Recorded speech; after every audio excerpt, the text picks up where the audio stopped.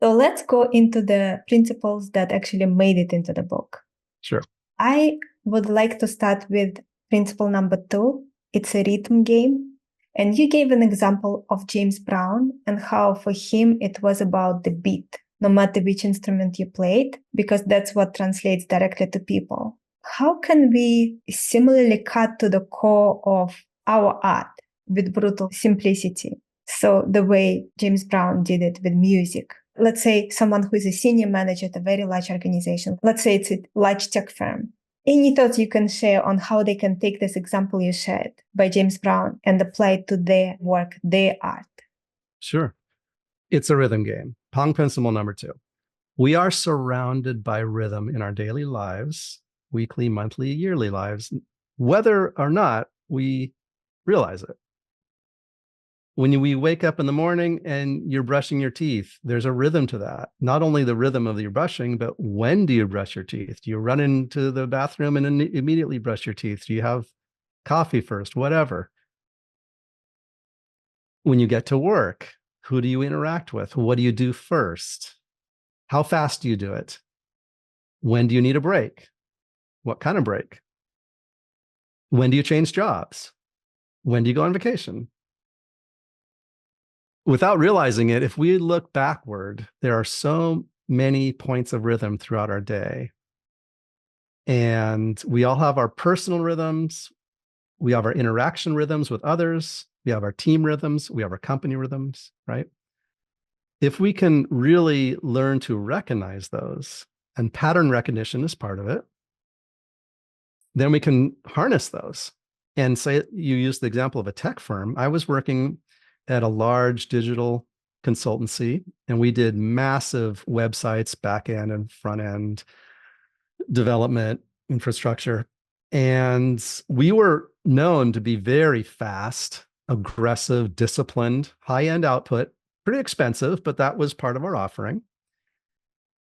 Our clients were huge aerospace, technology, consumer electronics companies, automotive, finance. And they rarely worked in the same rhythm as we did. So that caused problems because we would roll out a project timeline. Okay, in the next 9 months, we're going to do A, B, and C. Giant project. Here's the timelines. Here's the decision points. Here's the approval points. Here's we'll have iteration A through D at these points. And then we need 24-hour turnaround for approval, whatever, right? Inevitably, we'd get to timeline 1 or 2 or 3. And then the client would like, oh, yeah, our VP is in Singapore right now. They can't get back to this within 24 hours. So it's like, okay, well, we'll just do a change order. Maybe we'll push back the timeline a little bit. And then it would end up costing more time, more money. Ultimately, what we learned is we had to adjust our rhythm. They had their rhythm of approvals. We had our rhythm of production and development, right? We adjusted our rhythm. We adjusted the allocation of our workforce. Instead of one person devoted to this client, we'd have 60% on client A, 40% on client B, which adjusted their rhythm a little bit, right? And then we would make sure we knew the rhythm of every individual client partner. Was their rhythm quickly on text? Was it 4-hour delay on email? Was it 1 week because they're always at a different conference, right? We just paid more attention to the rhythm.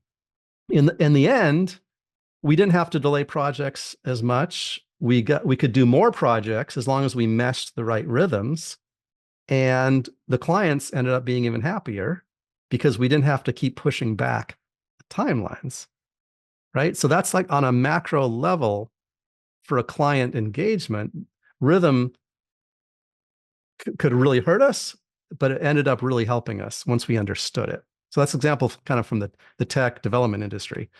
It certainly has a base in table tennis because when you're playing with this little ball, everyone has their own rhythm of hitting the ball. Mine might be more aggressive off the bounce, so it's ba bum ba bum ba bum ba bum. Yours might be moderate. You might go bum bum bum bum bum bum. Someone else might be more defensive. They stand back from the table and chop bum bum bum bum bum bum. Once you understand that and you're comfortable with your rhythm, You understand your adversary's rhythm or your partner's rhythm. Then you say, okay, now here's the rhythm. And then you have to know when to break it. Bum, bum, bum, bum, bum, bum. And that will take them off guard. This is in a competitive atmosphere. That'll take them off guard to your advantage. When you're collaborating, you need to know, okay, if we're going to break the rhythm, let's get it on the same page and break it together. And that is, of course, helpful in music and business and any collaborative endeavor. Because if you're too repetitive with the rhythm, then it gets boring. It gets predictable. It's like TV show. It's a streaming show that like, oh, it's season 3 and we're still doing this. You need to throw some curves in there sometimes.